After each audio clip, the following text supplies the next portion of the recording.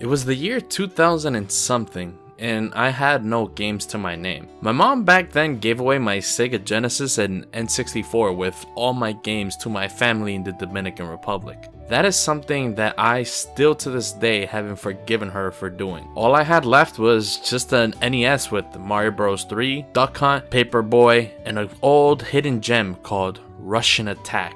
Damn, those times back then were just great. Then, one random day, my parents take me to my grandma's house, and I see my uncle playing on his Dreamcast. I was blown away at the 3D graphics of the Dreamcast and just how amazing everything looked, and my uncle could tell that I was blown away, because this man began to show me his game selection. Power Stone, 1 and 2, Crazy Taxi, House of the Dead, and a whole bunch more. Jesus, this man's collection was wide and vast of a whole bunch of games, but there was only one game that he swore was one of his favorites, and that game was Shenmue. The graphics of this game are amazing. It feels like you're actually in the world. You can interact with everything, and you can talk with just about anybody, he told me as he was showing me and my brother the game. I was immediately caught with just how cool it was that you could interact with everything, and just how big and expansive the world was. Like, trust me people, it was like the 2000s. There weren't that many games doing what Shenmue did. When it was time to leave my grandma's house, I knew exactly what I wanted, a Dreamcast. Fast forward a couple of years and my uncle comes and tells me, "So, I have to be an adult and a dad soon. You want my Dreamcast and all my games?" The words yes never left my mouth so fast. Now, the proud owner of a Sega Dreamcast and an even prouder owner of Shenmue, I played the ever-loving hell out of that game. And you know what? I enjoyed Shenmue. Some could even say that I loved it. But you know, I will never, ever recommend this game to anyone. Shenmue was one of the first ever open-world RPGs, and it probably inspired all the open world RPGs to come. But being the first ever something means that you're obviously gonna make mistakes and have flaws. And Shenmue's first flaw is finding out what the hell you're supposed to do in this game. See, the story of Shenmue is that you have to find your father's murderer. But you are a young teenage boy in the 1980s, and the internet is not as good as it is in the 21st century. Like, you can't just go on Google and type up what happened on this day and then you get a full history of everything that happened on a certain day. You have to talk to strangers. The world is full of people that you can just talk to, but the issue is that only 10% of the people in the world will actually give you some useful information. The other 90% will just tell you to leave them alone or just be like, no, I had a long day. Talk to me some other time. Huh. Just like real life. Progression in this game is tied to asking the right people the right question at the right time. So most of the time you'll be walking around talking to everyone, hoping that you find the right clue. Gameplay mainly involves walking, waiting, talking, waiting, practicing kung fu, waiting, hitting up the arcade. Huh? What? I spent the entire day playing Hang On and now it's nighttime? Huh, damn, that's crazy, just like real life. And then finding the right person to talk to. And then something happens. And believe me, there are moments in the game where things go down and it's pretty cool. Like, there are absolute moments in this game where Ryo seems like an absolute badass. It's a very simple QTE, but it's so amazing with how, like, if you time it right, Ryo just like effortlessly, Ryo will just like a badass without even flinching, just like hit the ball back to the kid. Or I'm remembering it differently, you know, he'll probably be fighting some muggers and things like that, and he'll kick the soccer ball to a kid. Trust me, Shenmue is like filled with these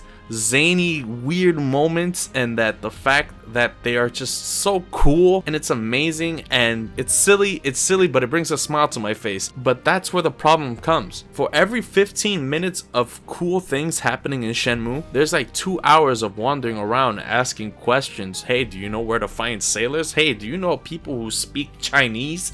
Do you know any Chinese people? It's weird. You ask so many questions and it's like 2 hours of just walking and asking, walking and asking, just for like 15 seconds of pure badassery, and then back to walking, talking.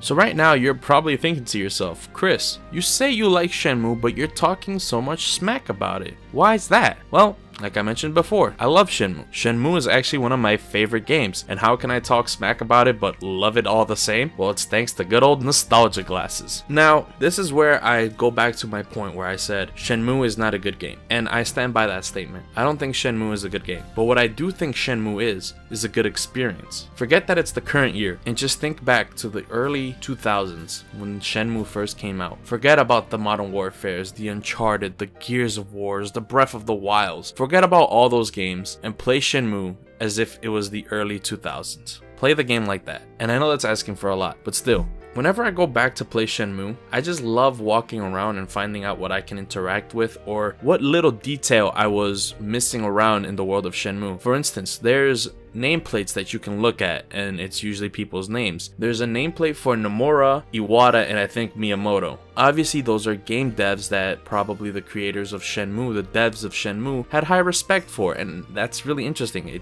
I didn't know that back when I played Shenmue back then, and I really love just going down and looking at the minor details and seeing the love and passion that the creators put into the game. And it really blows my mind that every person in this world is someone that you could talk to. Yeah, these people won't give you information, or some of them won't even have a conversation with you, but the fact that they put that detail in the game really blows my mind. One of the things that I used to do when I was a kid was wake up early in the morning, get my nice big bowl of cereal, you know, Captain Crunch, go to my living room, bust open the Dreamcast, slap on Shenmue, and just walk around and find what I can interact with. See how much details the devs put into the game. Walk around, talk around, hit the gacha, hit the slot machines, go to the arcade, play games, just immerse myself in the world of Shenmue. That's one of the big things about Shenmue that I feel like I need to push on to you guys. Shenmue is a game where you don't play it, you experience it. You allow yourself to get immersed in the world for a little bit. One of my favorite things in Shenmue, it's really early in the game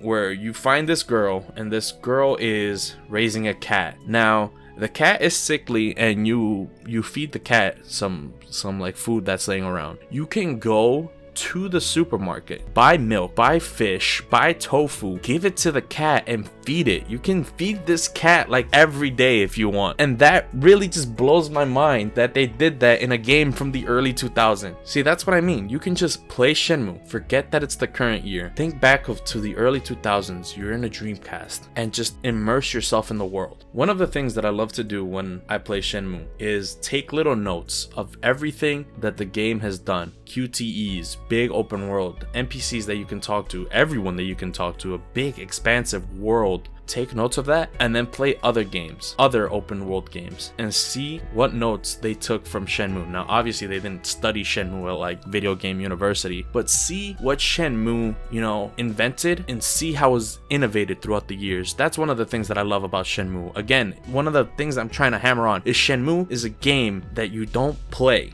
It's a game that you experience. And if not for that, then there's only one reason why you should ever look at Shenmue or even play it. The forklift racing. Oh yeah! Thank you guys so much for watching my video. If you guys liked the video, hit that like button. That's what the button's there for. If you didn't like that video, then slap the shit out of that dislike button, because that's what it's there for too. And if you like me, you like my voice, and you like my content, then hit that subscribe button. Alright? See ya.